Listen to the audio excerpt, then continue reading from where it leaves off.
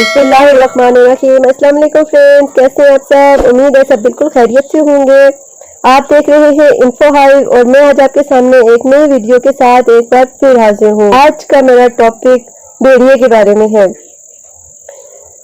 तो स्टार्ट करते हैं भेड़िए की इंफॉर्मेशन। भेड़िया वाहिद जानवर है जो अपनी आज़ादी पर कभी भी समझौता नहीं करता।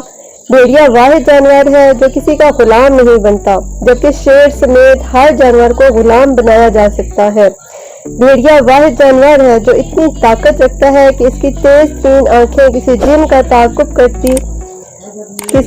ताकुब करके फुर्ती से छलांग लगाए और उसे मार डाले।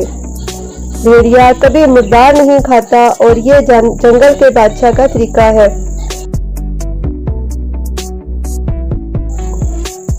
और न ही भेड़िया महरम मुअन्नस पर झांकता है, यानी बाकी जानवरों से बिल्कुल मुख्तलिफ है कि भेड़िया अपनी माँ और बहन को शहवत की निगाह से देखता तक नहीं। भेड़िया अपनी शरीके हयात का इतना वफादार होता है कि इसके अलावा किसी और मुअन्नस से ताल्लुक कायम नहीं करता। इसी तरह मुअन्नस भी भेड़िए के साथ वफादारी करती है। भेड़िया अपनी औलाद को पहचानता है क्योंकि उनकी माँ बाप एक ही होते हैं। जोड़े में से अगर कोई मर जाए तो दूसरा मरने वाली जगह पर कम से कम 3 माह खड़ा अफसोस करता है।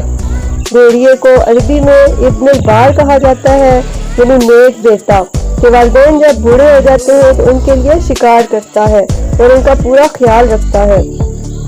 भेड़िए की बेहतरीन सिफात में बहादुरी, वफादारी, खुददारी और वालिदैन से हुस्न सलूक मशहूर है। भेड़िया जब एक जगह से दूसरी जगह जा रहे होते हैं तो वो यूं ग्रुप में चलते हैं। सबसे आगे चलने वाले बूढ़े और बीमार भेड़िए होते हैं। दूसरे 5 मुंतखब ताकतवर जो बूढ़े बीमार भेड़ियों के साथ फर्स्ट एड ताउन करने वाले होते हैं।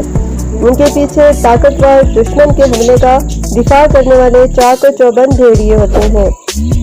दरमियान में बाकी आम भेड़िए होते हैं और सबके आखिर में भेड़ियों का मुस्तैद कायद होता है जो सबकी निगरानी कर रहा होता है कि कोई अपनी ड्यूटी से गाफिल तो नहीं और हर तरफ से दुश्मन का ख्याल रखता है।